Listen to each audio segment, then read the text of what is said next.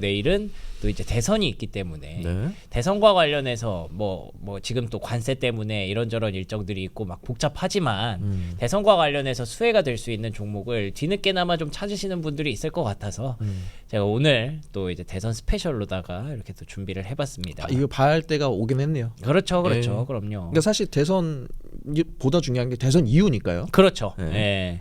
그래서 이제 매크로 변수라든지 뭐 관세 이야기는 저희 잠시 후에 또 이제 한지영 연구위원 나오십니다. 예, 그때 얘기를 해보는 걸로 하고요.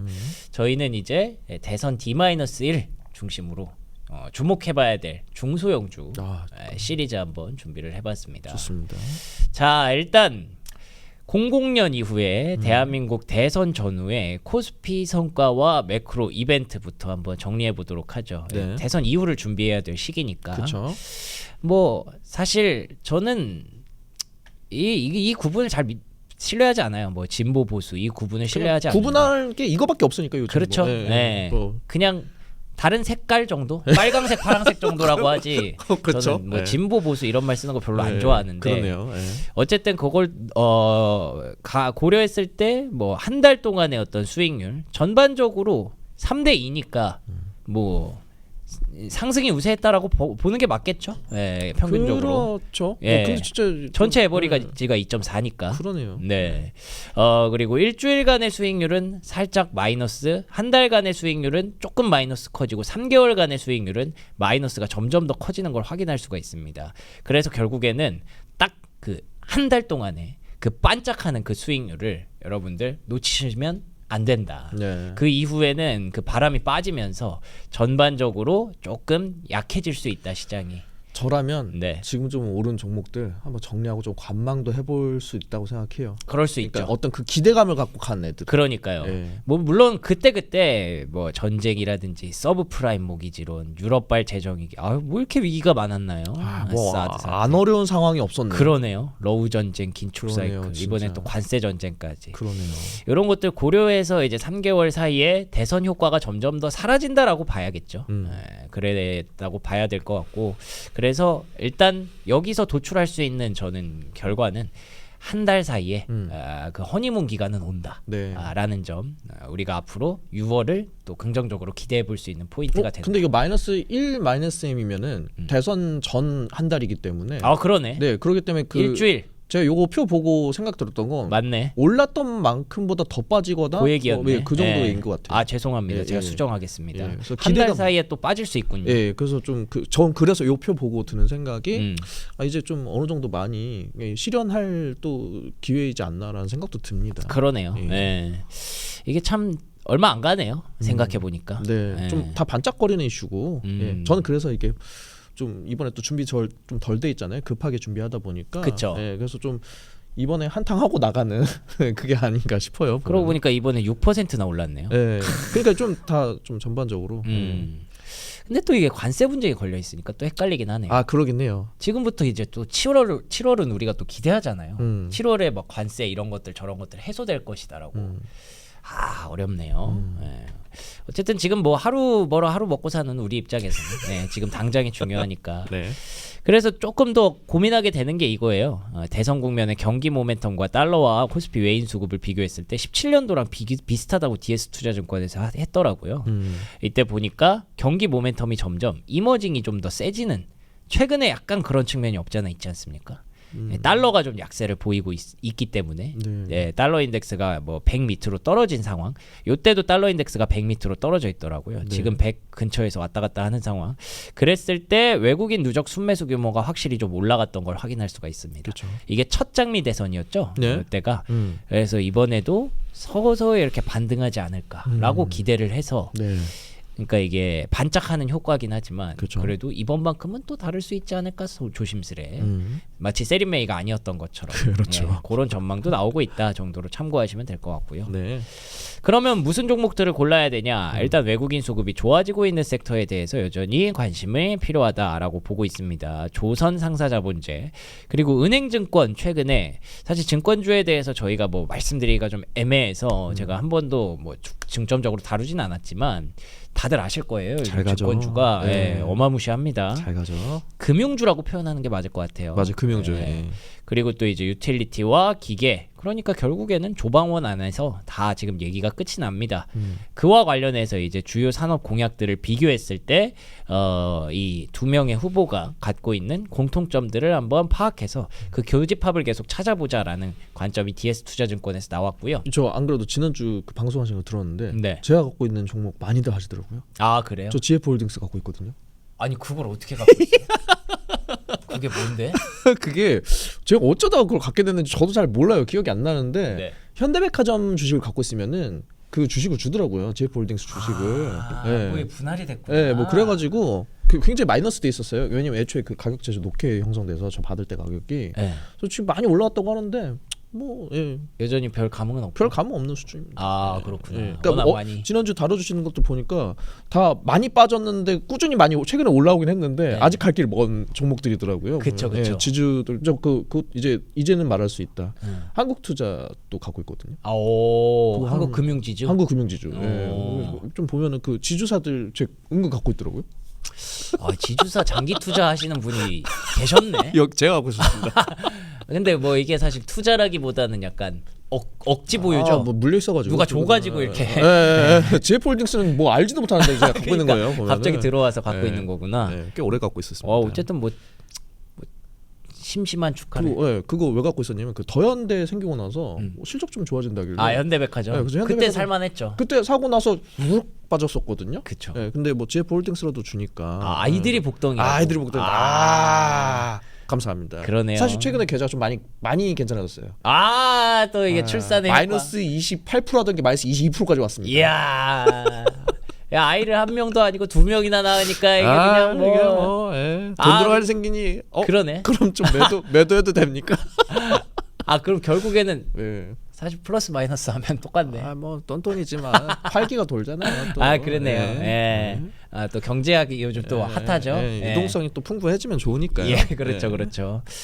그래서 이게 사실 중소형주에 대해서 요거 제가 출처를 잘못 기입했네요. 여기부터는 이제 SK증권에서 대선 전후에 주목해봐야 될 중소형주 몇 선 이러면서 한 달 전에 나왔던 얘기기는 한데 요거를 일단 지금이라도 혹시 관심 있으신 분들 한번 보십사 해서 종목이 많이 나와 있어서 가져와 봤습니다. KAI와 방산 요거는 뭐 대한민국 5천만 명 중에 누구한테 물어봐도 다 필요하다라고 얘기할 겁니다. 그렇죠? 네.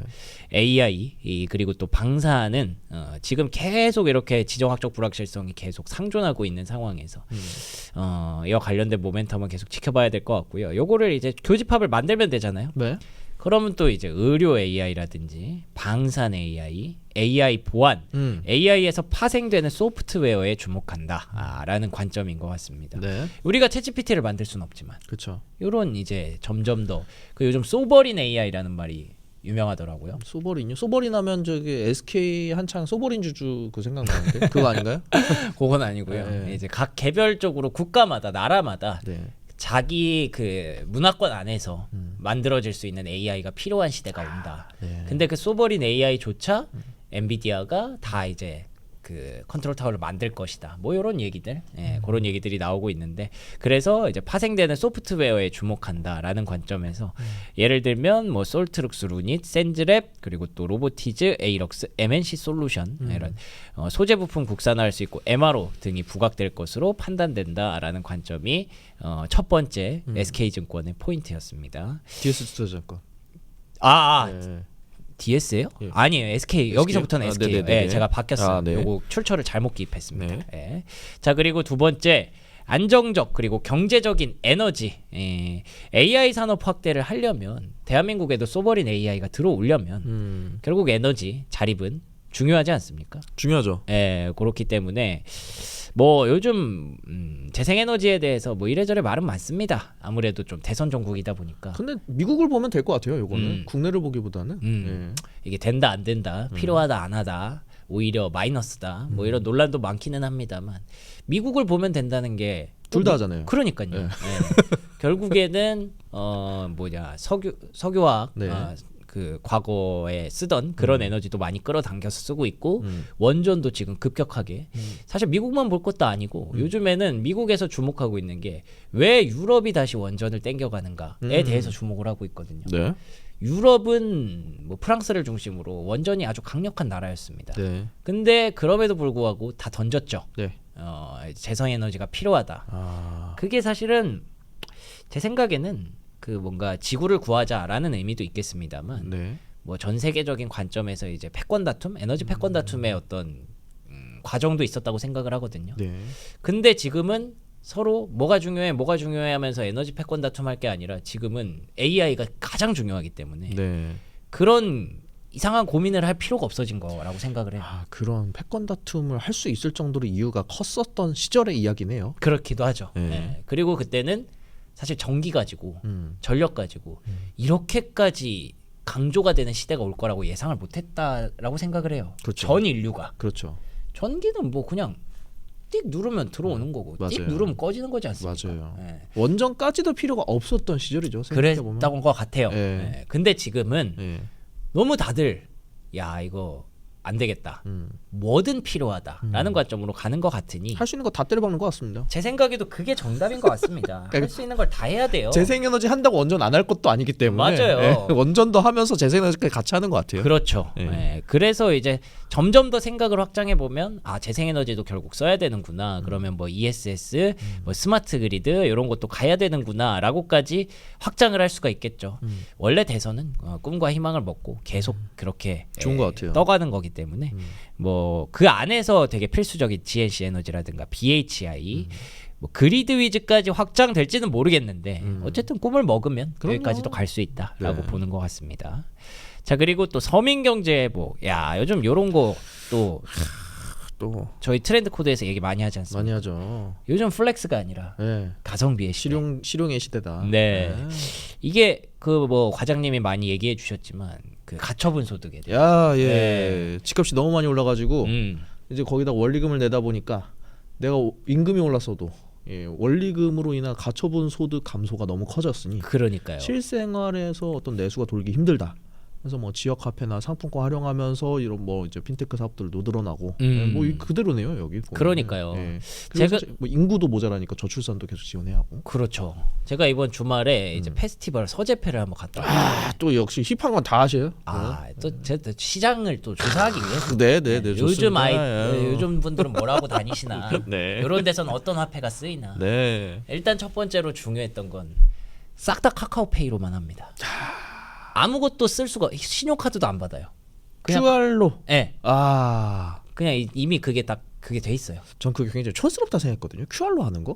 네네네. 근데 이게 중국 보니까 그 시골 어디까지 다 가더라고요 보면은. 그러니까 사실 이게 카드라는 게 오히려 더 촌스러워진 것 같고 보면. 맞아요. 네. 네. 카드가 필요가 없어요. 네, 맞아요. 네, 네. 그냥 그 카카오페이랑 요 팔찌만 있으면 모든 게 다 되더라고요. 자.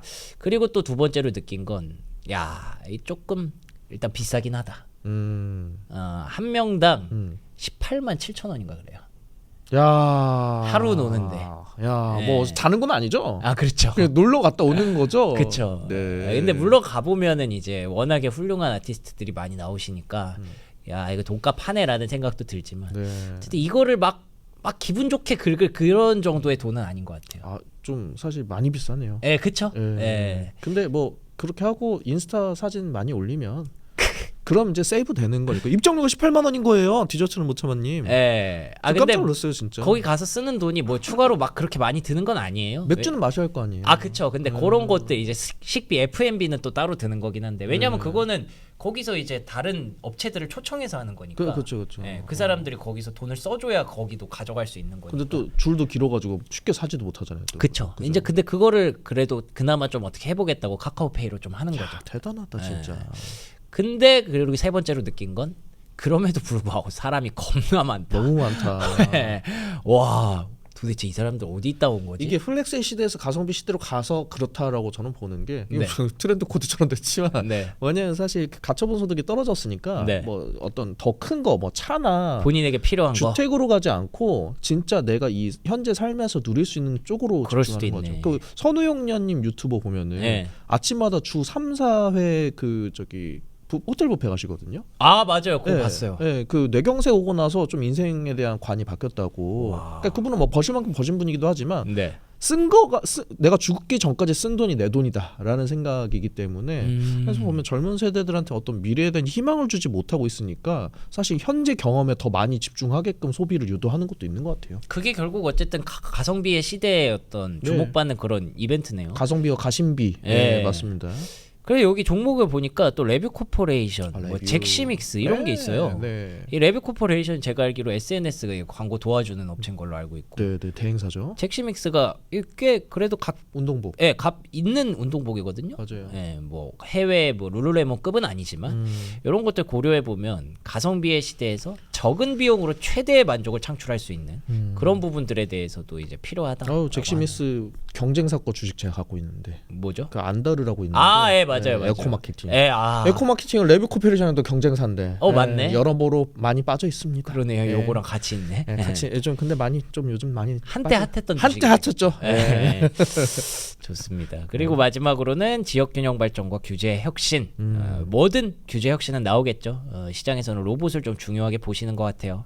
데아TI, S트래픽 뭐 이런 것들은 이제 교통인프라 개선 쪽으로도 관심을 갖고 있는 것 같고 종목들이 굉장히 종합 선물 세트로 SK증권에서 나온 리포트를 참고했더니 나와 있어서 저희가 거기다가 멘트를 한 번씩 덧붙여봤습니다. 교통인프라 개선은 돈이 계속 더 들어갈 수밖에 없을 것 같습니다. 그런가요? 예, 뭐 GTX 같은 경우 된다 안 된다 뭐 얘기는 많지만 될 수밖에 없거든요. GTX 타보셨나요 혹시? 한 번도 안 타봤어요. 뭐 엄청나다면서요? 몰라요. 저도 안 타봤어요. 근데 이게 뭐 결국 그 시간이 지나면 지날수록 서울 공화국이 될 수밖에 없는 구조이고. 그니까요. 예, 그러다 보면 사실 GTX가 놓인다는 것 자체는 사실 지방한테 그 이제 수도권이나 뭐 중간권에 그렇게 좋은 영향은 아니에요. 그렇죠. 결국 다 서울로 출퇴근을 더 가속화시키는 길이긴 하거든요. 그렇죠. 근데 인구 감소가 되면 어쩔 수 없이 다 서울 공화국으로 가는 길이기 때문에 교통을 놓을 수밖에 없을 거고.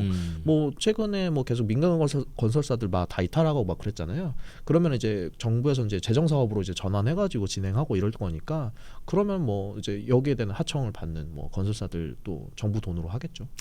이게 참 사람 심리라는 게 그래요. 뭐 큰 그림에서는 뭐 재생에너지 써야 된다. 그리고 수도권 과밀화 해소해야 된다. 이런 그림이 충분히 설득력 있고 공감하는 부분인데 자 당장 여러분 집 앞에 GTX를 놔드리겠습니다. 야, 눈 돌아가죠. 못 참습니다 이거. 오? 꺾어 주십시오. 네, 오송 알죠? 오송. 네. KTX 오송에서 꺾였잖아요. 그러니까요. 예, 다 그게. 그것도 한창 논란이 있었잖아요. 그런 것들로 따지면은 그게 충분히 이게 정치권에서 이걸 쓸 수밖에 없구나라는 카드구나라는 게 공감이 되기 때문에 결국에는 그걸 계속 쓰고 뭐 공약이 뭐 100% 들어가는 건 아니지만 그중에 조금씩만 더 실현이 된다고 하더라도 말씀하신 대로 서울 공화국은 진짜 피할 수 없는 그런 상황인 것 내수 같아요. 활성화하려면 그리고 교통인프라 건설 뭐 이쪽은 당연히 더 투자가 들어갈 수밖에 없고. 예. 뭐 어느 정부가 들어서든 새 정부에서는 그런 활성화 위해서라도 더더욱 그런 교통인프라나 건설 쪽으로는 그쵸? 더 많이 하겠죠. 예. 여기까지 이제 증권가에서 밝힌 그런 내용들이고 지난주 금요일에 나왔던 어떤 종목들의 흐름을 확인해서 제가 오늘이지만 하루짜리지만 그래서 좀 관심 있게 보실 만한 그런 종목들 한번 골라봤습니다. 첫 번째로는요. 통신 장비 오랜만이에요. 예, 한창 이제 5G 관련주 하면서 무슨 뭐였죠? 이노 와이어리스 무슨 오이 솔루션 KMW 네, KMW 기억 많이 나실 텐데 이번에 또 화제가 됐습니다. 사실 뭐 사람들 지워놓고 보더라도 제가 만약에 요 그림 안에 누군가 중에 한 명이었다고 하더라도 이거는 너무 뻔하지만 좋아요. 네. 얘기하기 좋아요. 해줘. 네. 6G 우리 필요합니다. 해줘. 대한민국 통신강국 AI 시대에 6G로 가야 됩니다. 요 얘기는 너무 한국이 그래도 브로드밴드로 이렇게 성장한 거 아니겠습니까? 그렇죠. 그런데다가 또 이제 6G의 발전 과정을 좀 제가 어제 찾아보니까 한 28년, 30년 그 즈음이 이제 상용화 기대치라고 하더라고요. 딱 이분들의 임기가 만약에 중간에 뭔가 이탈이 없다면 딱 겹칩니다. 그렇죠. 해야 하는 일입니다. 네. 그래서 두 사람 다 한 목소리를 냈다고 하고요. 보시면 공통적으로 오는 2030년까지 6G 상용화를 목표로 하고 있다. 중국의 계획과도 같다고 하더라고요. 중국한테 지면 안 되잖아요. 또. 안 되죠. 세계 최초 5G 상용화 국가가 대한민국인데 이때 이거 뭐 조금 더 빨리 하려고 세계 최초 타이틀 달려고 막 그랬던 거 기억나십니까? 5G도 아닌데 5G라고 하고. 아 그랬죠. 예. 네. 그때 막 김연아한테 핸드폰 갖다 주고 페이커한테 핸드폰 갖다 주고 그러면서 가장 최초로 막 갑자기 심야에 개통했나? 그랬던 기억이 나요. 최초로 한다고. 예. 그러니까 이제 6G도 우리가 최초라는 타이틀을 갖고 싶은 거죠. 통신 속도가 최당 1테라비트. 와, 요거는 좀 놀랍긴 하네요. 근데 5G 사례를 보면은 예, 뭐 북유럽이나 뭐 유럽 쪽이 훨씬 더 잘 깔려 있고. 예, 그래서 활성화 잘 돼 있는 거 보면. 그쵸. 우리는 뭐 가짜 5G긴 한데. 예. 예. 기업만 생각한다면 6G 상용화 이런 거 의제 나오는 거 좋죠. 그렇죠. 예. 예, 저도 그 마인드랑 똑같습니다. 네. 우리가 어차피 요거걸로 뭐 다운받고 이런 시대 아니잖아요 이제. 네. 예. 그런 시대에는 네. 우리도 5G 왜 안 해줘 이러고 싶지만 그렇죠. 지금은 사실 막 그 정도까지 필요하진 저는 않다고 생각을 해서 이제 5G 찐 5G와 6G의 영역은 B2B의 영역으로 넘어갔다고 생각을 하고요. 네. 근데 또 그럼에도 불구하고 B2B의 영역에서도 우리는 해야 되는 일이니까 또 충분히 얘기가 나올 만한 이슈인 것 같긴 해요. 근데 뭐 주가 보시면 처참합니다. 네. 리스테크 상한가 가기는 했지만 뭐 감자까지 했어야 될 정도로 굉장히 처참한 부근에서 올라왔고 KMW 역시나 상한가에 들어가기는 했지만 많이 바닥에 쳐져 있었던. 와, 거래량이 뭡니까 이게? 와. 그쵸. 이게 뭐 한 5만 원 했던 주식이거든요. 네. 10,000원 밑에 있었습니다. 네. 아무도 보지 않았다는 거죠. 네. 그래도 이제 혹시 살아날 수도 있으니까 하루 그럼요. 이렇게 쳤으면은 오늘까지는 또 갈 수도 있거든요. 그럼요. 네. 네. 그래서 6G에 대해서 혹시라도 간단하게 설명을 드리면 4G까지는 우리가 딱 그거였습니다. 요거 4G 시대에 유튜브가 탄생하고 네. 스트리머들이 돈을 어마무시하게 벌지 않았습니까? 근데 그게 이제 5G 시대로 넘어가면서 우리가 VR도 할 거고 자율주행도 할 거고 그렇죠. 홀로그램도 갈 거니까 이게 필요합니다. 라고 얘기를 했는데 그게 여기까지 가려다가 요쯤에서 끊겼죠. 네. 뭐 그 내용에 대해서는 여러분들 다 알고 계실 테니까 굳이 설명드리지 않을게요. 우리나라는 반의 반쪽짜리 5G를 쓰고 있습니다. 그렇죠. 그래서 그냥 여기까지 이제 필요 없다. 바로 6G 가자. 이렇게 가는 건데 시공간을 초월한 지능형 서비스. 이게 제일 중요한 건 결국에는 요거예요. 다운로드 시간이 줄어든다기보다 딜레이가 줄어든다는 거죠. 와, 시간이 50분의 1로 줄어드네요. 예. 와. 지금도 이제 딜레이가 많잖아요. 네. 그래도 인터넷 쓰다 보면은 네. 화면 딜레이도 있고 유튜브도 저희가 얘기하는 거랑 여러분이 받아들이는 맞아, 거랑 맞아요. 시간 차이가 좀 있지 않습니까? 맞아요. 그런 것들을 계속 줄이려는 와우. 노력이고 근데 그런 거 줄여서 뭐가 그렇게 좋나? 근데 뭐 자율주행차라든지 이런 쪽에 대해서는 이 딜레이가 생기면은 사고가 나기 때문에 이 점점 없어져야 되는 게 확실하거든요. 그렇죠. 그래서 기업단에서 필요하다라는 부분에 대해서는 여러분들 공감하실 것 같습니다. 네. 그래서 여기서 필요한 거는 이제 점점 더 연결성이 깊어지니까 뭐 저궤도 위성 같은 것들로 옛날에는 여기 위성까지 왔다 갔다 하는 게 시간이 많이 그렇죠. 걸린다고 했었는데 그렇죠. 지금은 이제 6G 시대가 오면 이런 것들로 더 많은 지역을 커버할 수 있게 됩니다. 그렇기 때문에 6G를 더 전 세계적으로 하려고 하려는 그런 노력이 있고 그러니까 예를 들면 이제 스페이스X 같은 곳들이 6G를 열어버리면 대한민국의 통신사들은 되게 무의미해지는 그런 구간이 올 수도 있는 거죠. 그 전까지 해먹어야겠네요. 그렇죠. 안 그래도 요즘 위태위태하지 않습니까? 아니 5G 한다고 돈 다 받아놓고 대체 어디다 썼는지 모르겠어요. 그렇죠. 괜히 막 유심 해킹이나 당하고 그럼. 말이죠. 그래서 그런 시기에 발맞춰서 우리나라도 뭔가를 해야 되는데 그래서 통신주도 뭐 있습니다만 그런데 통신 장비주들은 어쨌든 그 시대에도 뭔가는 백업을 하겠죠. 네. 뭐 테슬라 있다고 우리나라 배터리사들이 다 망하는 거 아니지 않습니까? 그렇죠. 대한민국 배터리사들이라든지 자동차 부품사라든지 뭐 자율주행 기술력을 갖고 있는 업체라든지 이런 기업들이 계속 관련주로 주목을 받고 있는 만큼 우리나라에서도 통신 장비주가 6G 시대에 다시 한번 주목을 받을 수 있을까 정도의 그런 내용이었습니다.